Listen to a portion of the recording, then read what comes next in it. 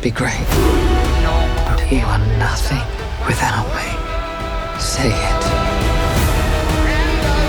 I believe I speak for all of us. We will all sleep again without this vermin.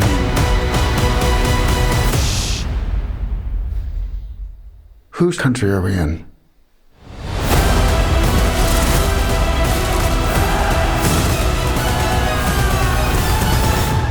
Mine.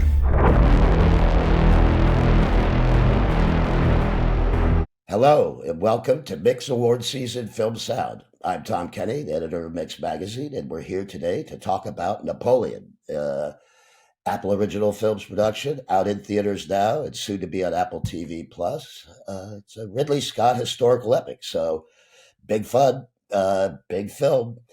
And yet, one of the things that struck me when I came away from it, gentlemen, is that it's partly a quiet film, not to be expected when you think of Napoleon. So we're joined here today with Stephane Bucher, with James Harrison. Hello there, Stephane. Production sound mixer on the set with Ridley. And we have James Harrison, supervising sound editor. And we have William Miller, re-recording mixer, who was with Paul Massey at the board at Twickenham. Paul could join us today, but equally a part of the team. Thank you for joining us, gentlemen. Thank you, Tom. Stephane, let's start with you. I mean, the set here. Like I said earlier, we have a quiet film in a way. We have Napoleon who whispers. His quiet. We have very intimate moments between Napoleon and the Empress Josephine, but punctuated by big battles. Stephane, on the set, the Joaquin Phoenix does not scream, shout. He's almost whisper quiet at times. Can you talk to me about capturing that intimacy first? That was one of my priority when I was looking to the script, reading the script. I really wanted to be sure that we're going to capture the performance of Vanessa and Joachim, the couple. The couple is the center of the story. So I just wanted to make sure that we're gonna be able to capture this sort of bubble that they created in terms of sound. So what we did is that, first of all, we did doing prep a couple of tests with the position of the mics on them. We tried different positions. We send it to post to be sure that they're going to be happy. And then they came back and saying, using this position, that position. And then I also talked to Ridley and I said, Ridley, we really need, I know that you're using 4 cameras all the time and a wide shot and a tight on the same time, but for that specific moment, I really need to be as close as possible with the mic. So we discussed with the VFX supervisor to be sure that they're going to be able to paint out the booms actually for the wide shots. And well, they say, okay, Ridley was okay. So everybody was okay. So at that specific moment, I really wanted to get this whispering to be with them, that the audience can be with them at that specific moment. And I really also wanted to get this different kind of dynamic that you have quiet moments during that dialogue, and then suddenly the battles that will make the cinema explode, the theater will explode at that moment. That was something that I was looking for, yeah. I'm not built like other men. And I'm not subject to petty insecurity.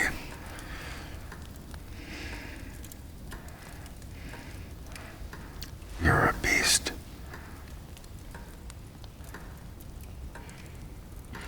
I feel sorry for you. You want to be great? You are nothing without me. You are just a brute that is nothing without me.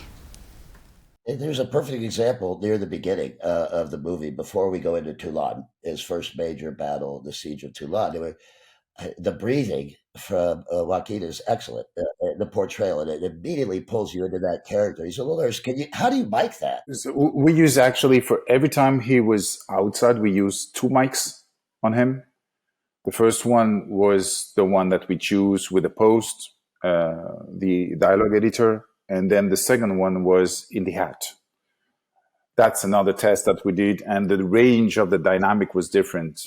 There was one mic that will accept a lot of dynamic, so when he was shouting, giving orders, and the other ones was a little bit more sensible, so they can choose in the edit to be sure that they get the good ones.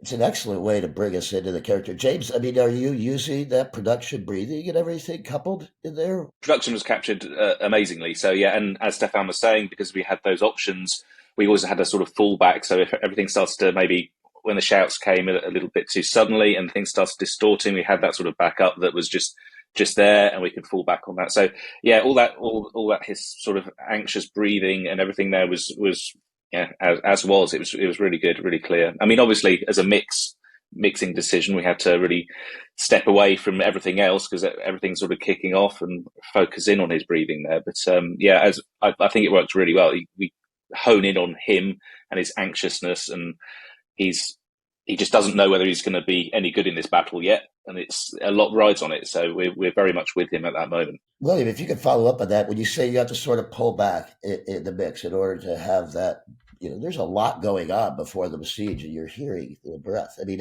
in the mix, what do you pull away? We had to inch through these sections throughout the movie, really, but specifically with Toulon, that battle is probably the most chaotic and frenetic of all of them in terms of, like, we were trying to do a thing of throughout the film as his rise becoming into a military leader, like the battles and his moves become more precise as we move throughout each battle. So Toulon there's a youthful energy to it.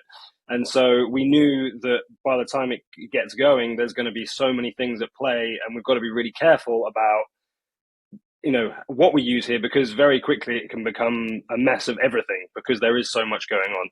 And we wanted to make sure that we were being careful as to how best to tell this story. And so as it's starting, there is softer, and we're kind of honing in on those breathing things. So we have to kind of make space whilst also trying to create mass and scale. So it was a real kind of test of finding that line of, are we still in touch with the sense of the battle that's going on, the scale of it, the violence and the brutality. We want to make sure that we're always staying in touch with the kind of futility of the war under the battles that are going on. And so it was a case of working with Paul and kind of figuring out, right, okay, we're going to push this a little bit more here and pull back a little bit here, and kind of basically inching through and just seeing what worked the best as we work through it. Do I need warn you of my indiscretions? No, madame. Does where I have been concern you?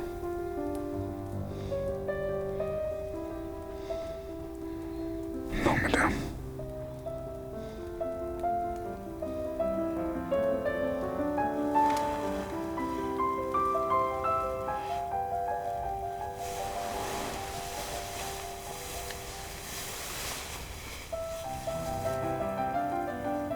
If you look down, you'll see a surprise.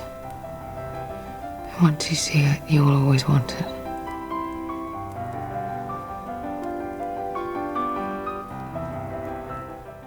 Were you able to bring anything else in from production? Lately, I've heard a lot of films now where production is talking to post. And are you receiving anything else, Stephane? Are you looking for interiors? Are you looking for ambient sounds that you provide to James? The second priority for me was to try to give to the post battle crowds and the reactions as much as I could. That was not easy, first of all, because when you were filming on a Ridley Scott set, is that you have so many cameras and it's going so fast that it's really hard to say to 300 people, stop, because I have to record some crowds. So, but we did it, actually. We did it a couple of times. 80s are saying we're going to do it on Monday, and then it's not on Monday, it's on Tuesday, and then it's not on Tuesday, it's on Wednesday, but it happened. It's just a question of time and waiting. So my idea was to have different kind of layers. The first layers was the one that will get in general sound of the battles, that maybe the post can use, like a sort of first layer, large, to have all the sound. Sometimes you have of course, like big fans, big machines around, so it's not usable, but sometimes it is. So it depends. But so I send them a lot of tracks. I don't know if you guys used all of them. You're going to answer. So that's the first layer. The second one is we go a little bit tighter with the booms to get more details about what happens. So I have 4 booms. So we're going a little bit tighter on them, like a zoom, to get all these people shouting and, all this kind of sound. And the third layer, and that was a sort of experience for me, but what I did is that I put 6 or 7 mics directly on the stunts in the center of the battles. That was really the mics that they have on them. Those mics, they had a small recorder. So it was on the backpack and they were fighting. So I get really like you're inside with them. I think that on 6 or 7 mics, I think it was 8 actually, but you always got 1 or 2 mics that it's not usable because you have so much, things going on inside the battles that it's not usable. But then at the end of the day, I just took every recorder and got the tracks, got the recording, put them on one polyphonic files and sent to the post. Usable or not usable, but they got 3 different layers, the one that is wide and then medium and then directly into the battles. So, but maybe they put everything in trash. I don't know.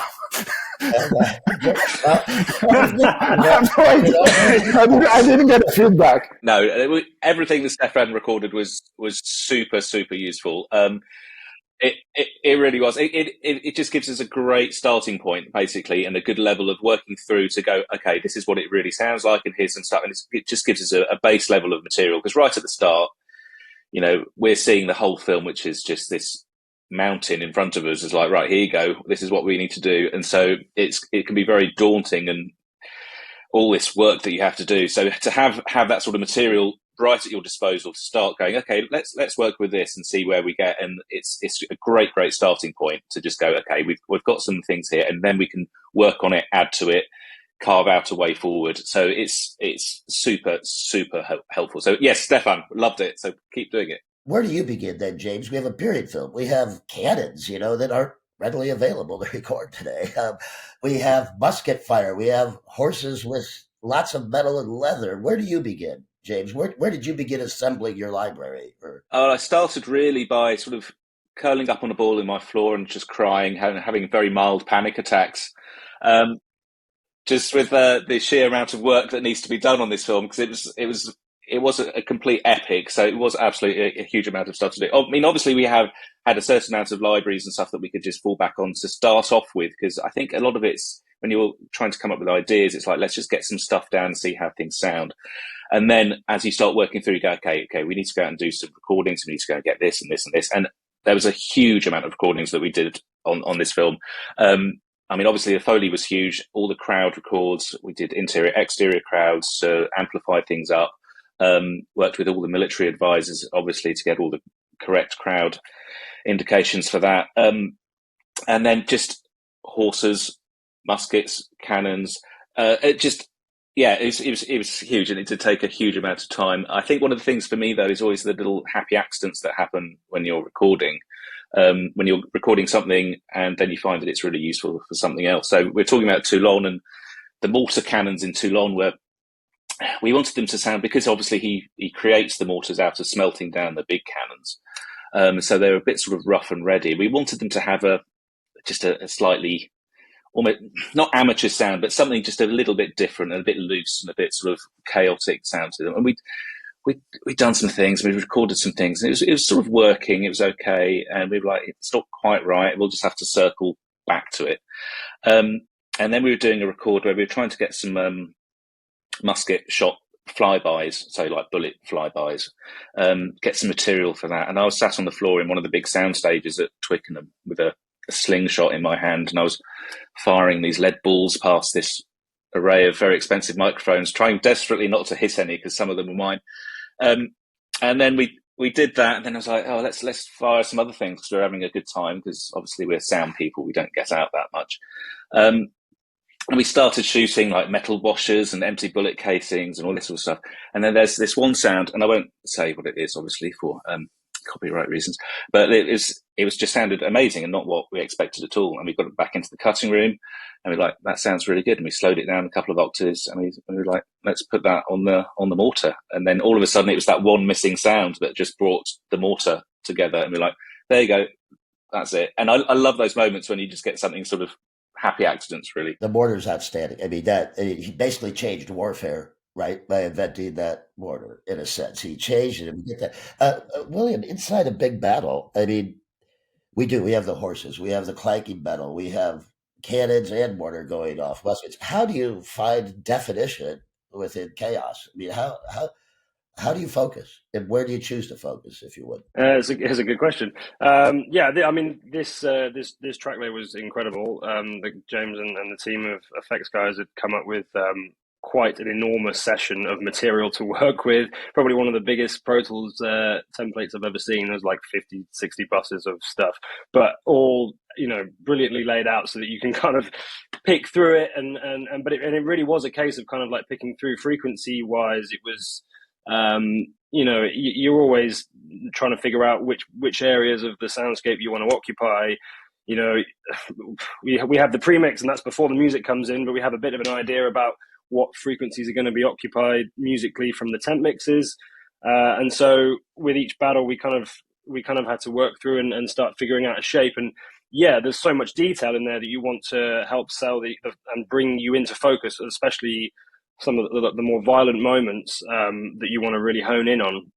And kind of like I said earlier, but you also want to always be in touch with this sense of scale. And so there was a lot of kind of mass movement tracks, whether it's the horses or it's the soldiers. And it was a case of like dialing in maybe a little bit more low end in places where we start to focus in on the more specifics, whether it's some of the kind of like the bayonets or some of the sword fighting but also wanting to not crowd that with too much other stuff. Because there is a lot going on there. And so it would be a case of maybe like, okay, there's more top end detail in the horses here that's mass stuff. So let's tuck those back. Let's we're going to push the muskets here, but also we want to have a little bit more of the kind of low end of the horses just to keep that kind of scale up. And so it really was a case of, with each moment in each battle, just going, right, what's the focus point here? What's the thing that we want to be pushing out the foreground? And then what else can we put with that doesn't mask it too much? And also keep a sense of this kind of massive scale. And also with the cannons, like there are those are the biggest sounding moments in those kind of sections, but we're already so big, and they need to sound massive as well. So it's kind of like, how do we go that other level up? And so perspective was really important, and making sure that we weren't overdoing it in order to make the things that were really, the cannons needing to be huge. We weren't already at that point, and therefore they felt flat. And with each cannon as well, making sure that there's something unique about that moment, and it's not just a repeat of the cannons we've heard before. And so that there was so much choice of elements in there to make them interesting and also define each moment. Whether it's sometimes you've kind of got a whole array of cannons going off at once. Sometimes there are specific ones, and it's kind of like dialing in a little bit more top, maybe a little bit more low end, just to accent them in different ways. And you can really see it, like in the Battle of Austerlitz. You can really see it goes from infantry to cavalry coming in to cannons. And James, I love the cannons. I don't think I've ever seen like a cannonball coming at me in a movie so well. Really flying through. And then let's talk about the Battle of Austerlitz, if we could. The ice. I mean, we're seeing new ways to die, cracking ice and falling through. I mean, I haven't seen that yet. So could you talk to me about the build up in Austerlitz and how it progresses in a way? James, you want to start? The battle builds towards that moment. It starts off very sort of gently, almost in a way, because Napoleon's in complete control of the battle, and he's got it all ordered in his mind. He knows exactly what's going to happen. And as Will had touched on earlier, the whole idea that Ridley wanted to get across with sound is this sort of change, this slight sonic change throughout the movie that sort of is respondent to Napoleon's political and strategic change himself. So by the time we get to Austerlitz, he's got an army that's pretty well oiled. They know exactly what he's doing. So it was in terms of our approach to it, was very clean and very precise to start off with. So the horses coming in and the muskets and everything like that, everything was quite clean and precise compared to Toulon. But then obviously when we build up to the ice, which is the final barrage, and our perspective is a lot more from the receiving end. So then it's just chaos incarnate when everything's raining down. And yeah, that was a very interesting thing. I don't think I'd ever witnessed anything like that in film before, where people the whole idea was, we're going to drown them. We're going to break take away the floor from beneath them. And that's the way they're going to go. It was brutal, absolutely brutal.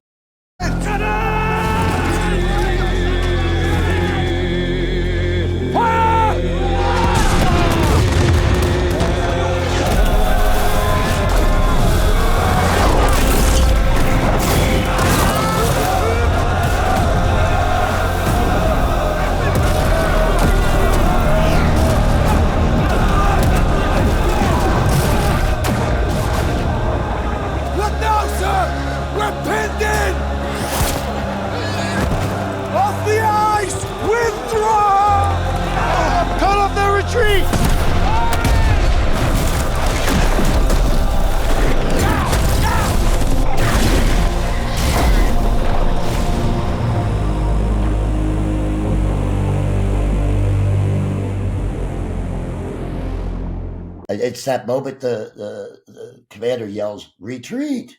And then you think it's bad before.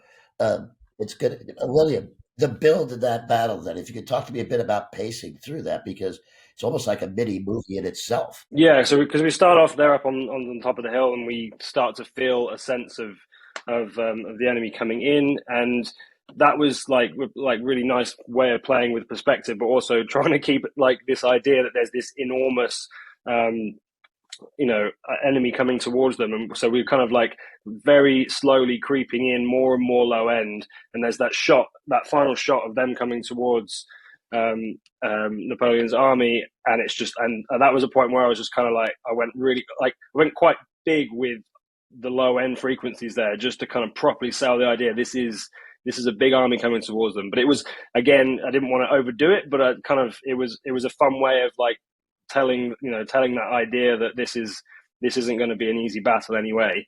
And then as we kind of progress, yes, it becomes a little bit, becomes this sort of like busyness of chaos. There's musket fires and there's horses kind of all charging in. We've got all the, and then soon as Napoleon makes that call about the cannons, that's when it kind of lifts another level. And that's when we kind of focus in on the cannons and the effect that they're having on the strategy that Napoleon's kind of thought up. And this idea, almost like he's playing this game of chess. It's like, this is the next move. And this is where I make one play and thousands of people are about to die. And so those cannonballs kind of flying over, it was a really good opportunity to properly immerse the audience within this kind of spectacle that's been shot, really kind of put you in that place of, this kind of brutal, violent scenario that's being concocted by Napoleon, where you've kind of got you've got the sound of these cannonballs kind of coming past you over your head, and then we have that shot of the cannonballs just through the ice, and there's those three cannonballs that just kind of like very precisely go thump, thump, thump through, and that's the point at which this is kind of like where they're about to meet the end. And it's a cool moment, and actually that's a moment in the mix where we kind of went heavy with the sound effects up to that point. So it was kind of build with the sound effects. The cannons go, and then as soon as we have the ice breaking, that's when the music takes. We kind of got this really cool Corsican singing, epic kind of, almost you're in Napoleon's head with this vocal of kind of him and his kind of mastery all coming together, and it's like it's working, his plans coming together. And so the music kind of takes that moment, and the mass destruction that kind of occurs in that moment, we kind of go on, we get kind of dragged through with this kind of epic score that Martin has kind of come up with. Yeah, really cool. And that sound of those like Corsican singers kind of all around you, kind of properly taking you on that journey. And and then it's a horrible end for all of those guys. It's an amazing experience to hear that mix in Atmos on theater. It's really, really incredible. And I was so so amazed by exactly what they said, the perspective of the cannons, for example, when you have this different kind of sound coming to get suddenly the final sound that is the cannons, that it is in the front of you, and then the theater is about to explode. It's really, really impressive. The mix is incredible. This is the perfect use of it in terms of being able to have sounds from, like, there are weight to a lot of these elements that are making up the soundtrack here, and having a format that allows full frequency all around. This is the perfect situation for it, because Ridley wants us to be on the battlefield with these people, with these soldiers that are kind of in amongst it, and we're able to do that with this format, which is fantastic. So yeah, the theatrical Atmos mix is the best way of sort of portraying and bringing the audience into the scenario and the kind of environment that Ridley has brought to life. Thank you, gentlemen. Magnificent. And I know that's about the material. Boy, what you've selected throughout just moves perfectly through the film. So I congratulate you, and I Thank you thank very you for much, Tom. joining us. Thank you.